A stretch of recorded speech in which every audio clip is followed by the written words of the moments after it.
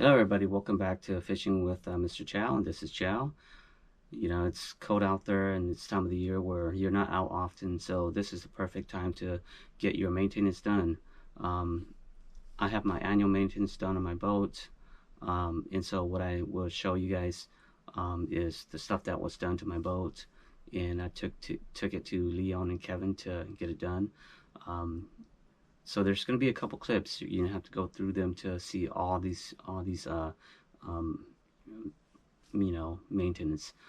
So example is have the battery check, the belt tensioner and compression check, a spark plug, alternator, fuel filter, thermostat, lower unit, oil change. These are some of the stuff that you would need to get it done annually to prolong your motor's life. And so enjoy the video, and don't forget to hit that like and subscribe button. So see you next time. Today we're going to talk about maintenance on your motor. On a Chow's boat, we're going to do an annual maintenance. Up here from this point down, you see a list of what's in the service manual for Mercury's annual maintenance, yearly. There's a lot more to proper maintenance than just what's in this list. The professionals doing it know about these other things and usually do them.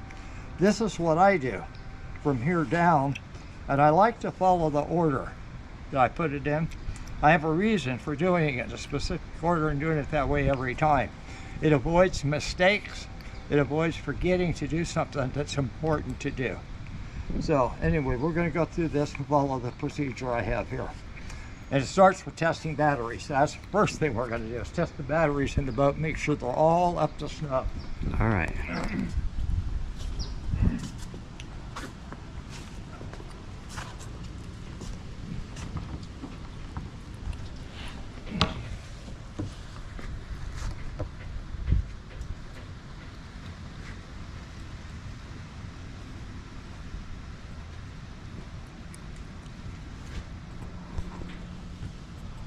So guys, this is what I have. I have an ionic lithium battery there, cranking battery, and then 2 Dakota for my trolling motor. This is something more technicians neglect and skip, and it's very important. The motor depends on a properly charged battery for the electrical system to work correctly.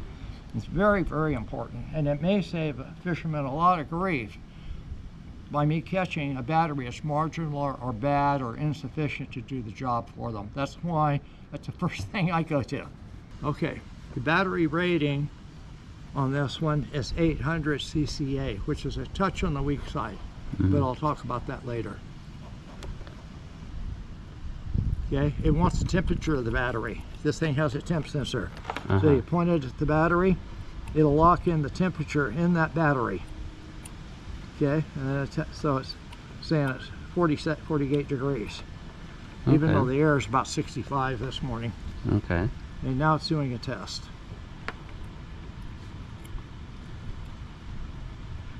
I guess I did have a bad connection and I got it corrected. Now it's giving us a printout of the report on that battery.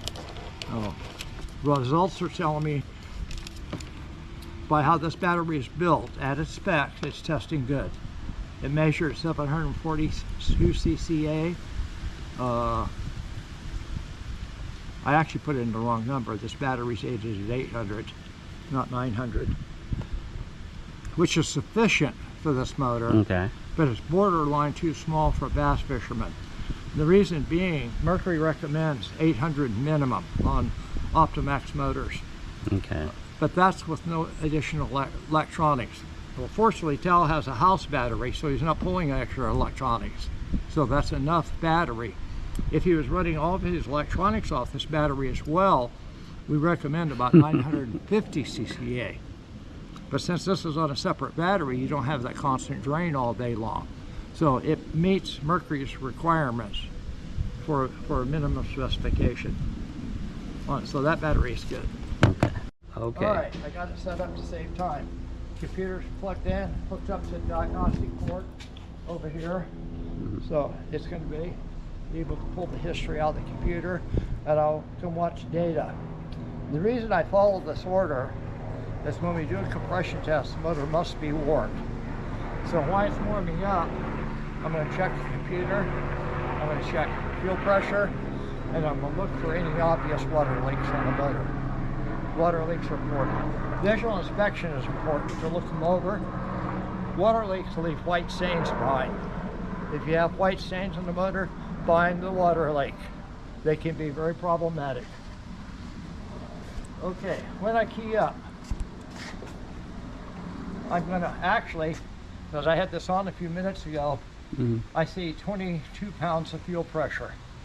That's what's coming from the low pressure pump in it. And it should hold. It shouldn't leak down to 0. You should go up to about 25 pounds, come down to roughly 20 and hold there. That tells me a lot. If I have a fuel injector with a leaking nozzle, it won't hold that pressure. It'll leak right down to 0. If I have one of the diaphragms, such as a tracker valve over here or fuel pressure regulator over there, it'll leak down to 0. So I know I have a fuel system problem that I have to address on it. So now we're going to fire it up, watch what the running pressures are, and get the data out of the computer. All right, let me get this on screen now. I will try to speak loudly enough to overcome the noise from the engine. So while it's warming up, I'm going to watch air pressure, fuel pressure, and we'll watch the thermostats, how they operate, make sure they're working correctly.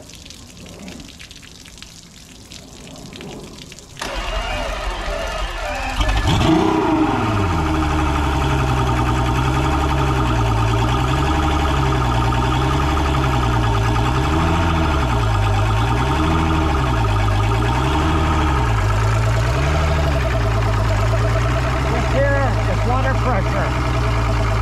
It's about 1 pound. As it bleeds the air out, it comes up, the pressure can climb up, hopefully to more than 2 pounds. A brand new water pump will commonly go up to maybe 4 pounds per fly.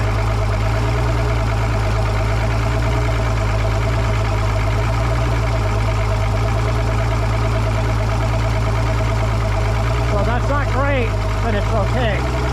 And then over here, I'm going to look at temperature on 3 different places. Port coolant temp, 96 degrees.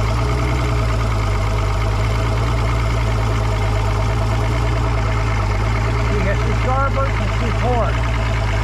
Okay, good. Like 118, 104. In less than 5 minutes, I want to see it hit 125 degrees.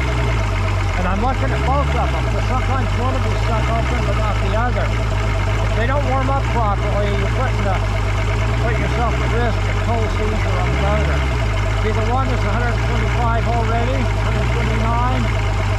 Pretty soon it'll open and temperature will drop. And I know it's cycle.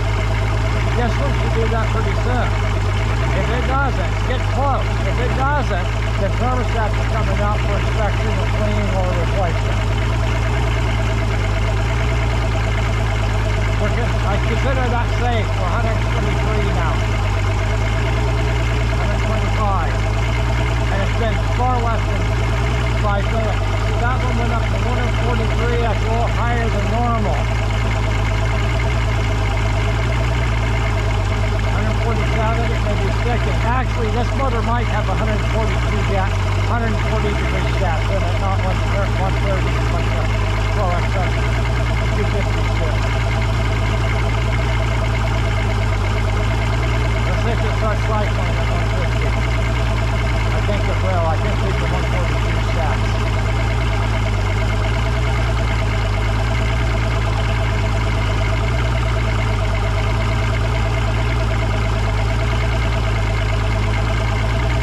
But it definitely came up to temperature, which is the most important thing. But how fast it flows when they need to close is also important. Now, if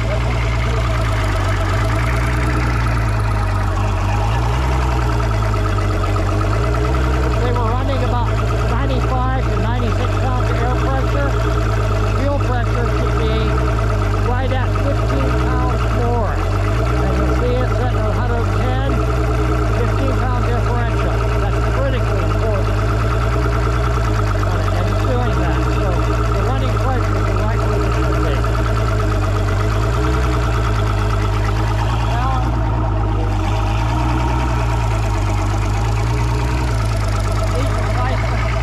these are 140 or 150 stacks on this motor. Now watch the fuel pressure. I want to see how fast they bleed off, come down. The fuel pressure should mean that spread of 15 pounds more than air, and the leak down brake should be very slow. And if you don't see a lot of leakage in 15 seconds, you're good. And I can already tell these are golden. It's maybe 1 pound of leakage on the air. A little bit more on the fuel, but not much. So I do not have any problem at all with leak down rates. I don't have a problem with the way the thermostats are working on it. I'm sure if I check these, I'm going to find that they're 140, 142 degree thermostats. Some of the 2.5 liter motors were. Now, the last thing I'm going to do is I'm going to pull the history on the computer. Let me turn my water off. Okay. Any fraying, any splitting, any cracking. I know we replaced this just recently, so I don't figure there's a problem. Okay, but I want to know if there's not. The other thing I'm going to do, and you saw me do this before, walk it back and forth. And I'm feeling for a little tiny click, click, click. I want to make sure there's no clicking in it. Feels perfect. Feels like a new one. Then there's one more thing we're going to do. We're going to check the spring and the tensioner and make sure the tensioner spring is good. All right. This one I'm sure it is, but we're going to do the test anyway. Make sure that tensioner is still strong enough to keep the belt properly tightened. Okay. We're going to set this for 70 inch-pounds. That's 75. That's 70 inch-pounds. We're going to rotate it. Okay? I want it to go all the way to the stops before that goes to 0. Okay. I want it to be more than 70 inch-pounds.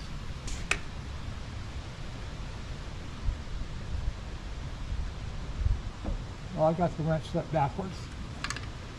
This is reversed.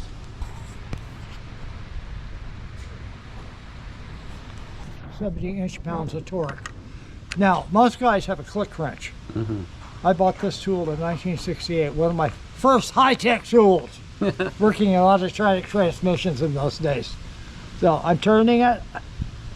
See the tension is starting to move?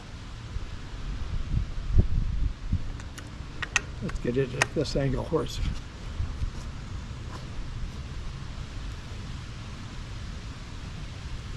Okay, it's moving. And see, it's going to be way more. If I push it over here and zero it, I'll tell you how much it is. Okay, it's taking 100 inch-pounds to turn this. You following me? So if I push it, set my wrench to set the dial type to 0, and then I let off, it tells me how much I use. I used 100 inch-pounds to move it. But with the click wrench, you set it for what you want, and when you pull on it, you want to hear it go click long before this wrenches to stop.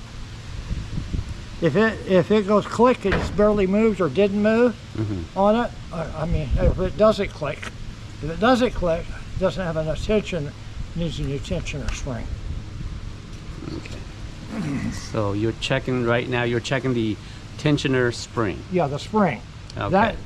That tensioner spring is what keeps your belt adjusted properly. If the spring gets weak, it won't keep enough tension on it, then your alternator could slip, not charge properly, it'll burn up the belt, and even worse, the compressor won't get full capacity. So it may not getting enough airflow. Okay. And it's a more common problem. Also, the water leaks we talked about. You get a water leak back here, it starts pisses water on this. It's like a tire of wet pavement. It starts slipping. Yeah. So it slips so much, your air pressure goes to hell. What the hell? My motor won't rev up. It's fine at low speed, but high speed it won't rev. It can be a belt slippage problem. All right.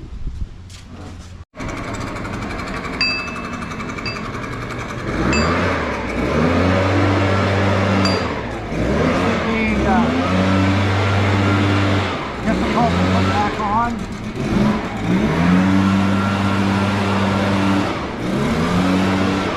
got to make sure everything's in the grooves. Usually, you're looking at all the pulley, that's the air compressor. This one puts in the air compressor, and then when you rotate it, pull it down into place. If you try to put it in these instead of this one, it's way more difficult. And look all the way around to make sure that valve's not hung up on anything. That'll go on instantly. And you also want to make sure these grooves are in the proper grooves in the pulley, because you can put it on and it's overhanging off the edge. So destroy your belt fairly quickly. So be sure it's on correctly. Be sure this is half off, not to jump off and break the motor. Okay. That's pretty much like it.